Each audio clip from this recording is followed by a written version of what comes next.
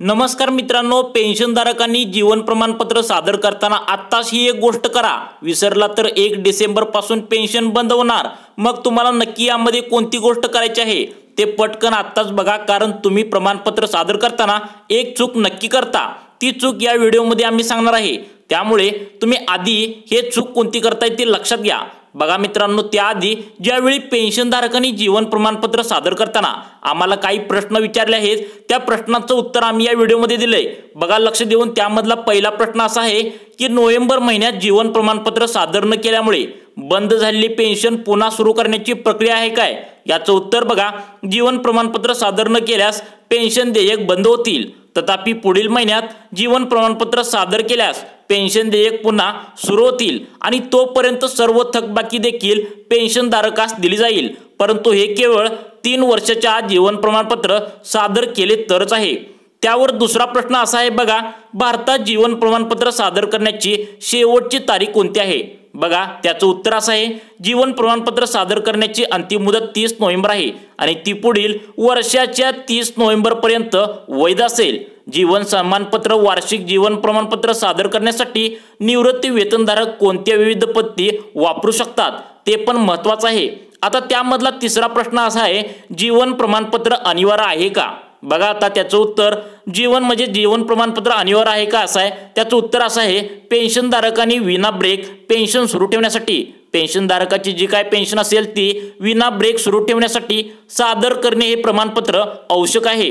हे असलेले आवश्यक असलेले जीवन प्रमाणपत्र, जीवन प्रमाण म्हणजे काय बघा. आता तुम्हाला सगळ्यात महत्त्वाचं जे आहे ते जीवन प्रमाणपत्र म्हणजे काय ते बघा. जीवन प्रमाणपत्र हे निवृत्ती वेतनधारकांसाठी बायोमेट्रिक सक्षम आधार आधारित म्हणजे डिजिटल जीवन प्रमाणपत्र आहे आणि वैयक्तिक निवृत्ती वेतनधारकासाठी त्याचा किंवा तिचा, महिला असेल किंवा पुरुष असेल, त्यांचा आधार क्रमांक आणि बायोमेट्रिक्स वापरून तयार केले जाते, ज्याद्वारे म्हणजे तुम्ही व्यक्ती जिवंत आहे का नाही कळतं. आता काही जणांनी पेन्शनधारकांनी आम्हाला प्रश्न विचारलाय, तो चौथा प्रश्न असा की नोव्हेंबर पूर्वी जीवन प्रमाणपत्र सादर करता येईल का? बघा आता EPS 95 पेन्शनधारक आता कधी जीवन प्रमाणपत्र म्हणजे सादर करू शकतात, जे सबमिशनच्या तारखेपासून 1 वर्षासाठी वैध असेल. इतर सरकारी पेन्शनधारकाप्रमाणे त्यांनी दरवर्षी 30 नोव्हेंबर पूर्वी ते सादर करणे आवश्यक आहे.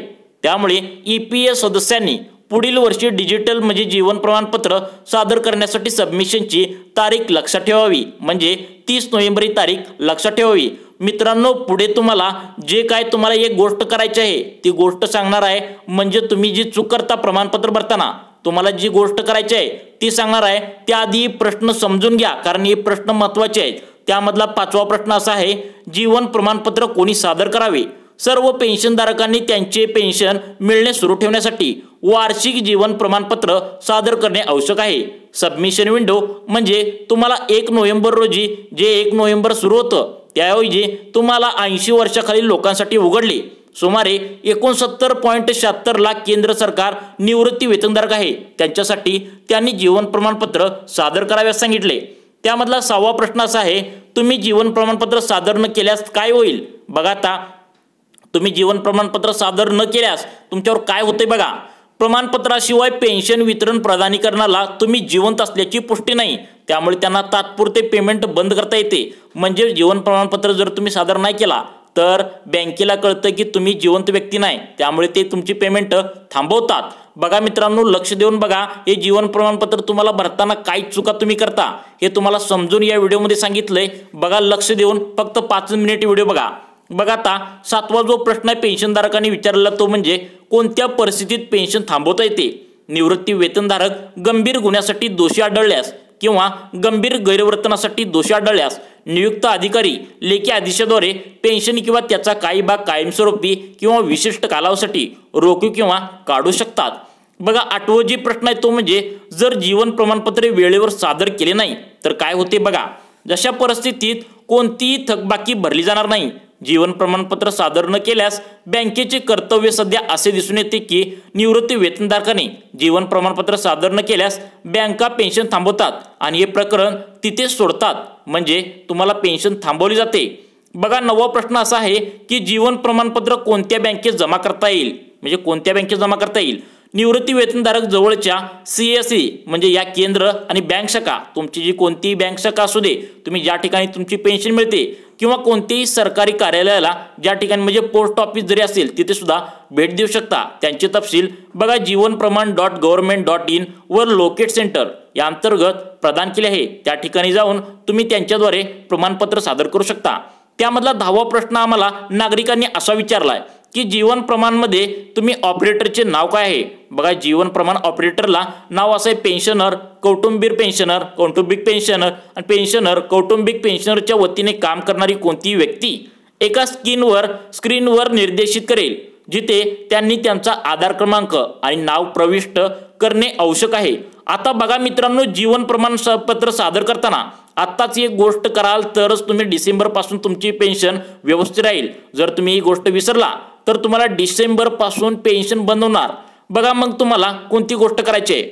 बघा मित्रांनो, पेन्शन पेमेंट म्हणजेच PPO क्रमांक खूप महत्त्वाचा असतो। नोव्हेंबर महिन्यात पेन्शनधारक त्यांचे जीवन प्रमाणपत्र सादर करतात, ज्यामध्ये निवृत्ती वेतनधारकाचा त्यांचा PPO क्रमांकाची माहिती देणे आवश्यक आहे। जर तुम्ही PPO क्रमांक म्हणजे जो नंबर दिला नाही किंवा चुकीच्या पद्धतीने दिला तर तुमची पेन्शन डिसेंबर पासून बंद होऊ शकते। त्यामुळे जीवन प्रमाणपत्र सादर करताना कोणत्या चुका टाळायच्या आहेत ते लक्ष देऊन बघा। त्या चुका मी तुम्हाला आता व्यवस्थित सांगतो। बघा आता मित्रांनो, पेन्शन पेमेंट ऑर्डर म्हणजेच PPO क्रमांक हा एक अन्य 12 अंकी क्रमांक आहे जो पेन्शनधारकांना त्यांचे पेन्शन मिळवण्याकरिता तुम्हाला मदत करत असतो। म्हणजे तुमची पेन्शन आहे अशी सुरू ठेवण्यासाठी मदत करत असतो। यामध्ये पहिला 5 अंक PPO जारी करणाऱ्या प्राधिकरणाच्या कोड नंबरसाठी आहे। 6वा आणि 7वा अंक PPO क्रमांक जारी करण्याचे वर्ष दर्शवतात। 8वी आणि 9वी 10वी आणि 11वी संख्या PPO ची अनुक्रमिक संख्या दर्शवतात। बघा आता पुढचं तुम्हाला लक्ष देऊन सांगतो। बघा आता शेवटी 12वा किंवा शेवटचा अंक डिजिटल चेक नंबर दर्शवतो। जो अंक आहे तो दर्शवतो। PPO क्रमांक हा मुळात सेंट्रल पेन्शन अकाउंटिंग ऑफिस म्हणजे CPAO ला केलेल्या कोणत्याही संप्रेषणासाठी संपर्क तुमचा संदर्भ क्रमांक असतो। कोणत्याही वेळी पेन्शनधारक आपला PPO क्रमांक विसरला किंवा PPO शोधायचा असेल तर तो काम सहज करू शकतो। सध्या केंद्र सरकारचे सुमारे 69.76 लाख पेन्शनधारक आहेत। जीवन प्रमाणपत्र सादर त्यांना करायचे आहे तरच त्यांची पेन्शन सुरळीत राहू शकते। बघा मित्रांनो, हे लक्ष देऊन बघा, कारण हे केल्यामुळे तुमचं जे प्रमाणपत्र आहे ते सुरळीत व्यवस्थित पोहोचू शकतं। निवृत्ती वेतनधारकांना आधार क्रमांक म्हणजे तुमची काय असेल ते प्रॉपर्टी, मोबाईल क्रमांक आणि PPO क्रमांक, पेन्शन तुम्हाला काय असेल ते नाव एक विसरले नाव एक घ्या, पेन्शन खाते क्रमांक, बँक तपशील, पेन्शन मंजूर प्राधिकरणाचे नाव यासारखी स्वयंघोषित पेन्शन संबंधित माहिती द्यावी लागेल। तुमच्याकडे 12 अंकी PPO क्रमांक म्हणजेच पेन्शन पेमेंट ऑर्डर नसल्यास तुम्ही जीवन प्रमाणपत्र सादर करू शकत नाही आणि प्रत्येक पेन्शनधारकाला PPO क्रमांक दिला जातो जो 12 अंकी असतो, जो तुम्हाला माहितीच पाहिजे।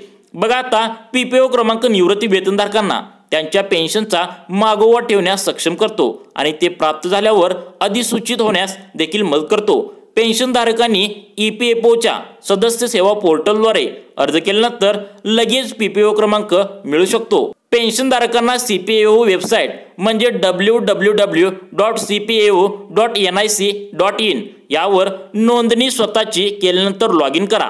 पासवर्ड वापरून CPAO द्वारे जारी केलेल्या PPO ची प्रत डाउनलोड करण्याची सुविधा प्रदान करण्यात आली आहे।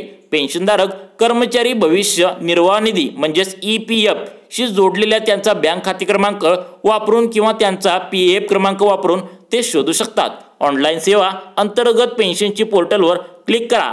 तुम्हाला पेन्शनर्स पोर्टलवर स्वागत आहे असं दिसतं। वर पुनर्निर्देशित केले जाईल।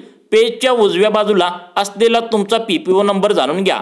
वर क्लिक करा। त्यावर क्लिक केल्यानंतर तुमचे बँक खाते क्रमांक किंवा PF तुमचा क्रमांक समाविष्ट करा जो 12 अंकी असतो। माहिती प्रविष्ट केल्यानंतर SM रेट यावर तुमचा एक OTP क्रमांक, तुमचा सदस्य ID आणि पेन्शन प्रकार प्राप्त होईल। अशा प्रकारे तुम्ही हा अर्ज भरू शकता किंवा तुम्ही नेट कॅफेमध्ये जाऊन त्यांना तुम्ही तुमची माहिती देऊन तिथं सुद्धा बनवू शकता। बघा मित्रांनो, तुम्हाला ही माहिती कशी वाटली तुमच्या प्रतिक्रिया आम्हाला कमेंटद्वारे नक्की कळवा व अशाच प्रकारची व्हिडिओ पाहण्यासाठी आमच्या लाईफ चेंज मोटिवेशन या योजना चॅनलला नक्की सबस्क्राईब करा।